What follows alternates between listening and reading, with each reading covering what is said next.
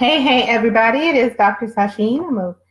For some reason, the lighting is just off today, so sorry about that. But it is Dr. Sasheen. It is Tuesday, and I am working from home this week. So you'll probably see more of this background, and hopefully I'll get the lighting issue fixed.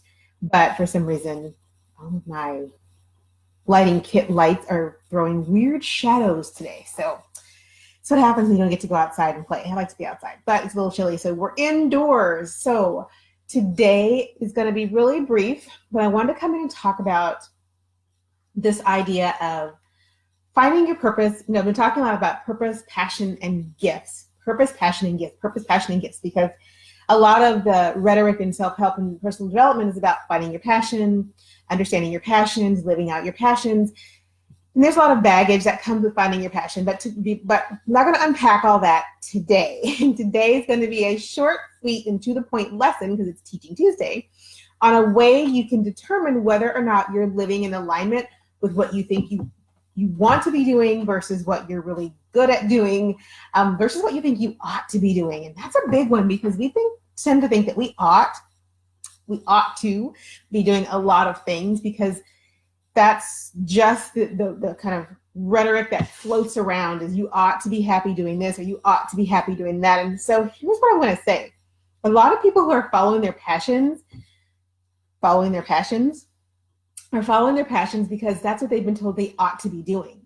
And in reality, it's not their passion that's actually going to bring them the goals that they seek. Aha. It is not their passions that are going to bring them the goals that they seek. Because when people are following their passions or being told to follow their passions, it's in response to a question of, what do I do next? Like, I've reached this point in my life, or I've reached this point in my career, or I've reached this point in my relationship, and I'm just not sure what I want to do next. And so the response comes, well, you should follow your passions. Like, what are you passionate about? Let's talk about what you're passionate about. The problem becomes, when we tell people to just follow their passion, there's no real roadmap, right? There's no passion to take left, passion to take right. This passion, go up this hill, or this passion, go down that hill. And so there's no roadmap.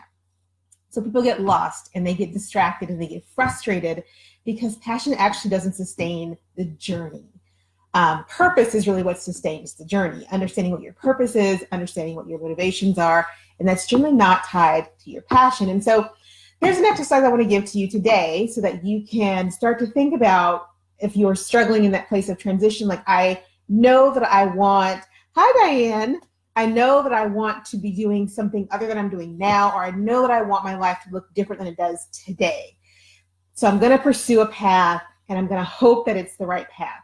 Before you do that, take 17 seconds. I get this idea from Abraham Hicks. For those of you who follow Abraham Hicks' teachings, I've kind of taken one of their concepts and twisted it around a little bit to say, so what Abraham Hicks says, and if you don't know Abraham and Esther and Jerry, then please, you definitely want to go find their works and listen to them. But Abraham says, if you are getting into your feelings, as I like to say, all open your feelings about something, take 17 seconds and get it out of your system. And then after that 17 seconds, move on into a better space, because give yourself 17 seconds to moan and groan about it and move on. But what I want to do is say, if you are wondering if you're on the right path, if it feels icky and sticky and you're just not sure if you're following the right direction, or if you're, just hanging out in the land of shiny objects because it's easier and you like it there, take 17 seconds and feel what your body's trying to tell you. Feel where you're in constriction. If you are pursuing your purpose and motivation, chances are you're not constricted. You might be tired because it's a lot of work. Living out of our purpose is a lot more work. You might be frustrated because you can't see the next step. You might feel overworked and overwhelmed. You might feel like you know that you want to do X, Y, and Z, but you're just not quite sure how to get there with the A, B, and C. Those are all legitimate feelings to feel if you're walking in the direction that you're supposed to feel. If, however, you are depressed and you have zero motivation, you have literally no desire to continue on this path because it just sucks, chances are you're on the wrong path. And in 17 seconds, your body will tell you immediately, if you just say, what am I feeling about this? If the first thing that comes up is, I don't want to do this, listen. You've got to listen to that voice that says, I don't actually want to be doing this. Your body begins to constrict. Your chest might feel heavy. You might feel really tired all the time, really sluggish all the time, or just not motivated to really pursue that thing. And now you're kind of like, okay, so then what do I do? Here's the thing. Once you get past the 17-second feeling, then you have the opportunity to say, okay, I no longer want to feel like that. So I need to figure out what to do next. That's where finding your purpose really helps you. I just wrote an article that should be coming out soon about understanding that when we are in our purpose, when we are actually following our purpose, what we find is that the motivation may wax and wane, but it doesn't go away because purpose grounds us like a tree in the forest. It grounds us, it roots us deep down into the ground. Passions, however, oh, we love them. Passions are so great. But passions are harder to maintain if we're pursuing passion as our way of life or as our vocation. Because when you love something so much that it like lights your world on fire and it makes all your juices start flowing and you just really get excited about it, that is wonderful. But if that isn't tied to your purpose for getting up in the morning, all the juice flowing in the world is not going to keep you motivated to do it. Here's the thing. I am passionate about a lot of things that I would never want to pursue as a vocation 24/7.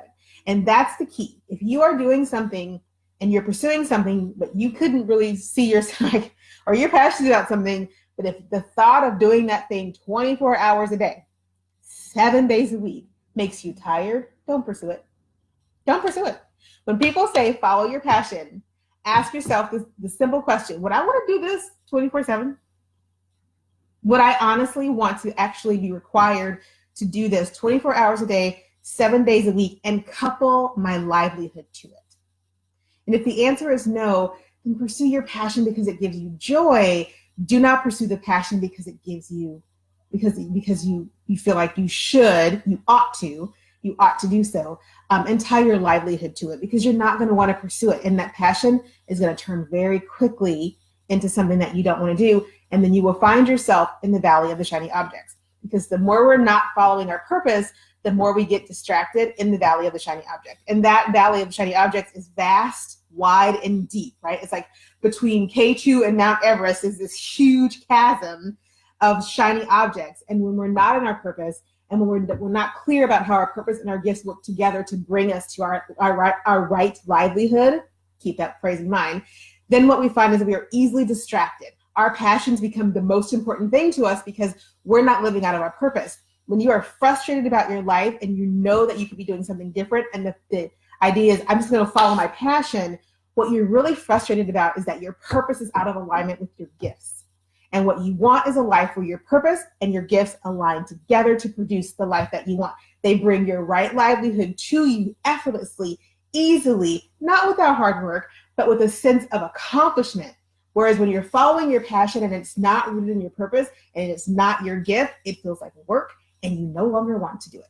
So take 17 seconds when you start to feel like you're spinning out of control, I don't know what to do next, and ask yourself simply, what do I feel about what I'm doing right now? And if the answer is, I don't want to be doing this, then you know that it's time to make a change. All right, that is my Teaching Tuesday moment. Hopefully you've learned something positive from it. If you have, please drop me a comment and let me know, because I love to hear from you all. Also, I'll be back tomorrow, which is Revolutionary Wednesday. We're going to continue to talk about this idea of how the language that we use to help define our purpose, passion, and gifts actually prevents us from getting to the right livelihood that we seek. So thanks for everybody for watching. As always, please share the video, pass along the word, invite your friends to come in and chat with me sometimes, and always say hi, because I'm always here. Take care, and I will talk to you tomorrow. Bye.